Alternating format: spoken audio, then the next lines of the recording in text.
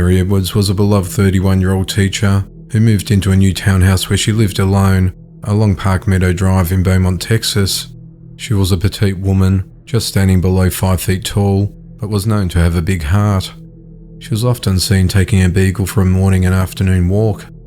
On the 13th of January 1995, Mary was last seen leaving her classroom at around 5 p.m. She would normally stay late preparing lesson plans for the next day. Her parents became concerned after calls to her home went unanswered. They went to her property the following day to check up on her when they made a horrifying discovery. They found Mary's lifeless body in the upstairs bathroom, and the authorities were contacted. She had been violated and then drowned. She was draped over the edge of the bathtub with her head immersed in the water and her legs on the floor. She was disrobed from the waist down, and her hands were handcuffed behind her back. She had 36 separate injuries, including bruising on the front sides of her hip, consistent with the finger marks from the suspect using both hands to control her while he lewdly assaulted her. The shower curtain and rod were knocked to the ground. Bed sheets in an adjacent bedroom seemed to have been pulled to one side of the mattress, and some of Mary's belongings were strewn about the room, indicating that she may have tried to fight off her assailant. There were no signs of forced entry, indicating that Mary knew or trusted her attacker. The authorities collected evidence from the crime scene, but despite an exhaustive search for the killer, the case went cold for decades. In April of 2020, detectives were assigned the case, hoping to solve it through advances in modern-day DNA technology. Using DNA collected in 1995, in conjunction with genetic genealogy, the investigators identified second cousins of the suspect through an ancestry website. They were able to work their way up a family tree to identify 61-year-old Clayton Foreman of Reynoldsburg, Ohio as a suspect. In April of 2021, investigators collected garbage from the curb of Clayton's residence. The trash was analysed by the crime lab in Houston, where the DNA from those items matched the DNA taken from Mary's body. On the 29th of April 2021, Clayton was arrested for the murder of Mary. He was taken into custody without bail in Franklin County, Ohio. He's since been extradited to Jefferson County in Texas, where he's facing trial. During the investigation into the case, it was discovered that Clayton and Mary both attended Forest Park High School, and they were casual friends. She was even a bridesmaid at his first wedding in 1982. Investigators say that he worked in finance. In 1993, Clayton divorced from his first wife. In 1995, Clayton's first wife attended Mary's funeral and sent flowers on behalf of her family. Clayton eventually moved from southeast Texas to live in Ohio with his fiancée, which was more than 1,200 miles away. The crime committed against Mary had similarities to the 1981 lewd assault of another one of Clayton's high school classmates. In that case, the authorities said that Clayton offered the victim a ride home after finding her stranded at a gas station in the rain. He falsely claimed to be a police officer to put her mind at ease. He drove away with her before he bound her hands behind her back with a belt and held a knife to her throat and violated her. Clayton pleaded guilty to that particular crime and received 3 years of probation. Barbara Tucker was a 19-year-old woman who studied business management at Mount Hood Community College in Gresham, Oregon. She was quite tall, at 5'11", and went initially to the campus to play basketball, but found it interfered with her studies, so she gave it up. She was intelligent, strong-willed, outgoing and independent. She lived alone in a student housing complex near the campus located at 2950 Northeast 23rd Street. On the 15th of January 1980, at just before 7 p.m, she was heading to an evening business class when she was seen running out of a wooded area along the west edge of the campus and onto the middle of Northeast Kane Drive. She was frantically trying to wave cars down to stop. Cars swerved and braked to miss her, with one car almost hitting her. She even climbed onto the hood of the car. Some witnesses said they saw blood and mud on her face. No one stopped to check on her, even as a man emerged from the bushes and grabbed her by the arm and dragged her off the road and back into the woods near the campus. The following morning, at around 8 a.m, a student found a partially clad lifeless body on a shrub-covered slope abutting the campus car park. She had multiple visible injuries to her head and she was disrobed from the waist down. Several books were scattered about and a purse was found nearby. The authorities were contacted and evidence was collected from the scene and witnesses were questioned. The medical examiner reported that Barbara would have died almost instantly. She had been repeatedly bludgeoned over the head with a heavy object that the authorities could not identify. Witnesses who saw the suspect described him as a young man in his early 20s. He was about 6 feet tall, with a muscular build, broad shoulders, dark eyebrows, dark eyes, high cheekbones, a square neck, and an olive complexion. He was expensively dressed in a light beige knitted ski cap, navy blue ski parka, and blue or grey pants, and he walked with a distinctive swagger, a bold, arrogant strut.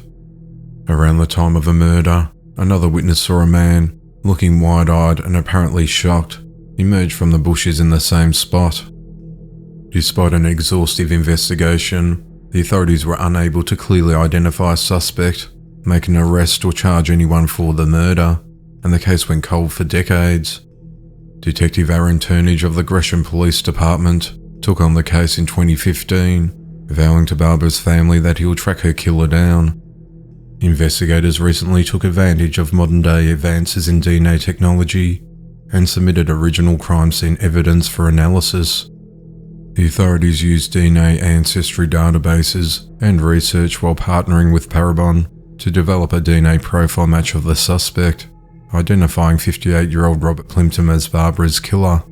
He was just 16 at the time of the crime. He currently resides in Troutdale, in an area close to where he grew up and where Barbara was murdered. On the 8th of June 2021, a traffic stop was executed and Robert was arrested without incident. He was reportedly said to have been polite and cooperative with law officials. He's been held without bail at the Multnomah County Detention Centre and has been charged with lewdly assaulting and murdering Barbara. He'll be tried as an adult.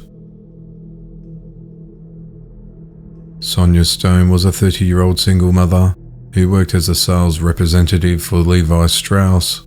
She lived with a 4-year-old daughter at Rio Avenue in Carmel Point, California.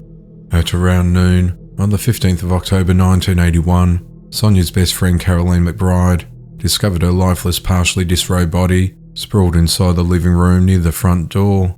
There were signs of a struggle, with her purse and contents spilled near her body. She appeared to have been violated and was strangled to death with pantyhose, which was still wrapped around her neck. The murder took place just hours earlier, while Sonia's daughter was at school. The authorities were contacted and collected evidence from the crime scene. A 25-year-old man named Michael Glazebrook, who lived across the street from Sonia, emerged as a suspect. He was questioned by police the following day when he acted nervous and was spotted with a scratch on his face. Blood was found under one of Sonia's fingernails, but since DNA testing wasn't available at the time, all the lab technician could tell detectives was that the blood did not belong to her. A female friend of Michael told police that he admitted to her that he had been in Sonia's house the morning she was killed. Michael was arrested on the 18th of December 1981 and was charged with Sonia's murder. Michael went to trial in 1983, but was granted a mistrial when it ended in a hung jury. Late last year, the authorities decided to re-examine the case, where they found several pieces of evidence that could be tested using current technology. The items were sent to the Department of Justice DNA lab for testing, and the detectives also obtained a search warrant to collect a direct sample of Michael's DNA. The authorities said it wasn't hard to find him, since he still lives and works in Monterey County. In early August 2021, the sample collected directly from Michael came back as a match to the DNA found at the crime scene. It's unclear if the match came from blood under Sonia's fingernail or if the lab found additional DNA evidence during testing. At around 8 p.m. on the 14th of August 2021, detectives conducted surveillance of Michael's residence and stopped him as he drove away from his home. They arrested him without incident, while dressed in Levi jeans as a tribute to Sonia, and charged him with her murder. He's been held at the Monterey County Jail, with bail set at $1 million. Nancy Noga was a friendly and outgoing 17-year-old high school student from Saraville, New Jersey, who was planning on entering the military. On a cold night on the 7th of January 1999, her family reported her missing after she didn't return home from a part-time job at a former craft chain store called the Rag Shop in the nearby town of Old Bridge. It was only a short walk from Highway 9 to the Skytop Garden apartment complex off Ernston Road, where she lived with her father and stepmother. She was last seen wearing a purple jacket, a dark V-neck sweater, blue flare jeans, black and white platform sneakers, and carrying a purple backpack. 5 days later at 8:57 a.m, a dog walker made a grisly discovery. He found Nancy's frozen body covered with about 5 inches of snow in a wooded area behind what was then a mini-mall shopping plaza located at 499 Ernston Road. Reports from a criminal complaint and an autopsy state that a tree limb was used as a weapon to bash her multiple times at the back of the head, causing her to die from blunt force trauma. The branch was found nearby with blood on it. The medical examiner said Nancy had also been lewdly assaulted. Evidence was collected from the crime scene, but despite the best efforts of investigators, the case went cold. A breakthrough in the case came after the authorities recently partnered with Parabon, who used advanced genetic genealogy mechanics to tie 49-year-old Bruce Someski to the crime, who would have been 27 years old at the time of the offence. On the 31st of August 2021, Bruce was arrested near his home at Barnegat, New Jersey, after a brief foot pursuit. He is held in custody at the Middlesex County Adult Correction Centre in North Brunswick. He's been charged with murder, aggravated lewd assault, kidnapping, and possession of a weapon. Saraville Police Chief John Sobralski thanked all those involved in leading to Bruce's arrest, in bringing a degree of justice and closure to Nancy's family.